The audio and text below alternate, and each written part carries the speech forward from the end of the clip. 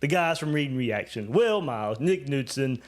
We'll be taking a look at their new magazine. Guys, thanks for joining right here on Gators Breakdown like we do every year when the magazine releases. Nick, something I really enjoyed early in the magazine as well. You showed something that needs to become a trend for Florida, and that is signing the best in the state of Florida and how Florida's 2025 class needs to be the launching point for that.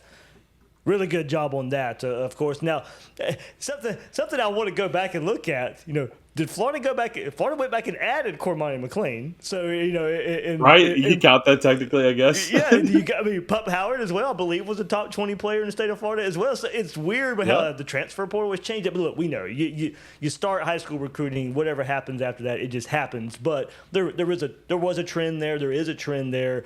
And look, if we're going to point at, there was a lot to like about the Florida's 2025 class.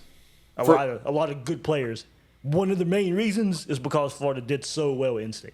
Look, you go back 2 or 3 years, and it just feels like we're 100 miles behind Georgia, and it feels like how are we going to get out of this in any type of quick time frame? And it just felt Georgia was just inevitable, right? They were just going to keep doing what they're doing.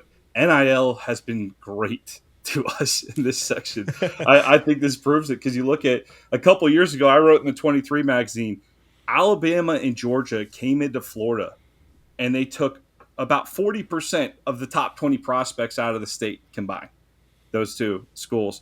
Florida State, Miami combined for 32%. So you got Alabama and Georgia out-recruiting the big three in the state of Florida. And in the last couple of years here, in the last couple cycles here, it's shifted significantly. Georgia and Alabama, the last 2 cycles, they've only pulled 4. So that's out of 40, right? Top 22 cycles. So 4 prospects.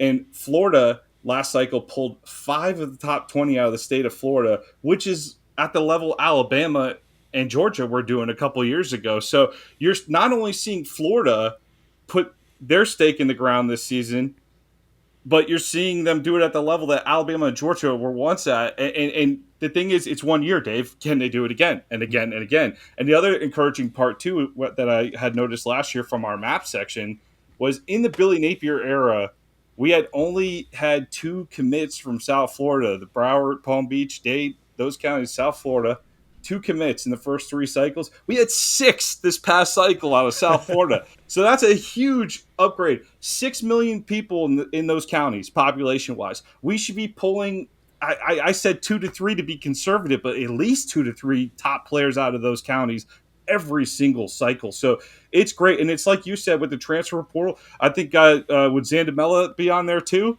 right? If you count some of that, so some of these players coming back home from other states, hey, look, this roster, I do have later in the magazine too what percentage of the rosters are from home states too. So you can get a look that really Billy Napier is doing a good job of building this roster at home.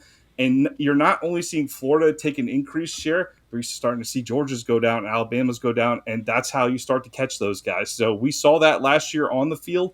Those guys, the dominance is maybe being leveled out a bit, and I think that's great for Florida overall. So this was super encouraging. These were numbers that, especially the way the last recruiting cycle went, where a lot of it happened at the end, right, where it was kind of backloaded a little bit. It really was encouraging to see the way it finished right there. And I think good news for any Florida fan. And it reminds me, this is after Miami smashed Florida in the opener.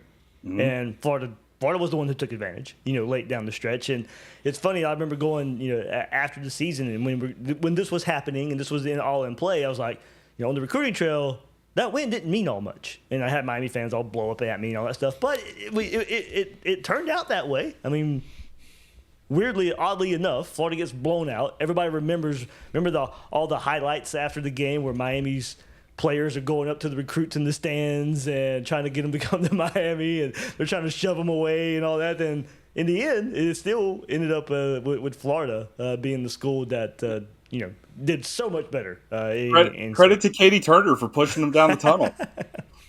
So, Dave, you're telling me that on-field results don't impact recruiting? Oh, who would have thought? Yes and no, because I think Florida's November had a lot part to do with that. I know, certainly that had an impact. But No, it's funny how it didn't translate, though. It was like so many people thought it would.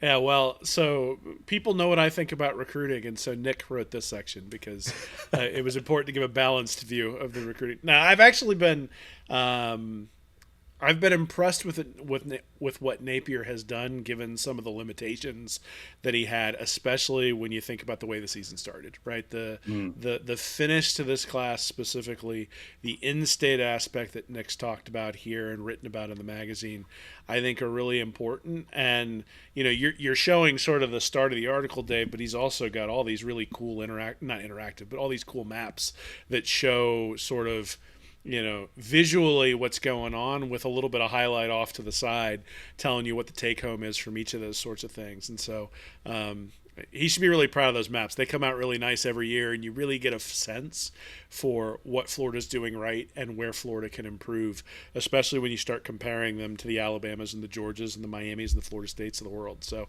it's a cool feature that Nick does every year. It just keeps getting slicker and slicker every year he puts it together. Yeah, for sure. I like that as well. That's one part I still need to dive deeper into.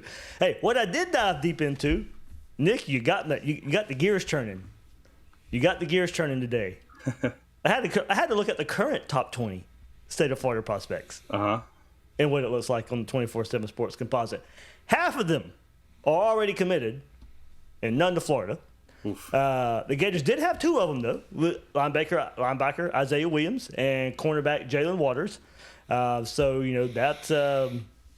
They had two of them at one point. Also, you had wide receiver Naeem Burrows, who was thought to be a heavy Gator lean at one point before committing to Clemson earlier this spring. The number one player in the state, according to the 24/7 Sports Composite, is American Heritage quarterback Dia Bell. He's currently committed to Texas. Florida already has their quarterback in Will Griffin. So now I wanted to look, you look at Florida's best chances in getting to state's elite. That would probably be right now, currently, defensive lineman Kendall Gravel, who comes in as the 19th best prospect in the state of Florida. You have edge prospect from IMG, Jake Krull. He's the state's third best player. Florida's in it for him, but Oklahoma may be the team to beat. Maybe a bad season in Norman and a coaching change could sway that Florida's way. You have cornerback Chauncey Kennan. He makes his decision on July the 6th. Florida is in the mix along with Georgia, Miami, LSU, Florida State, and Oregon. He's a 9th-ranked player in the state. And even though he's committed to Nebraska, cornerback C.J. Bernal is the 12th best player in the state of Florida. He could end up at Florida with a strong senior season. Wide receiver from St. Augustine, Samorian Wingo, could crack the top 20. He currently sits as the 22nd player in the state. Linebacker Malik Morris is the 27th best player in the state. The Gators are fighting hard for his services. And if people are wondering, quarterback Will Griffin is 34th currently in the state of Florida on the 24/7 Sports Composite.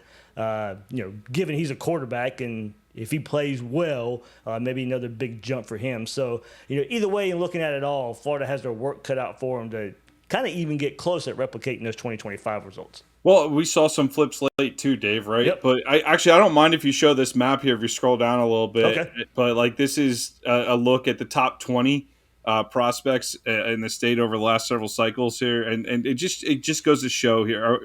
It just goes to show there's plenty of room for improvement, right? Those blue dots are Florida, so there's still the black dots are out of state, and the other ones are Miami and FSU there. So there's plenty of room for improvement for the Gators, even though they had a very nice cycle.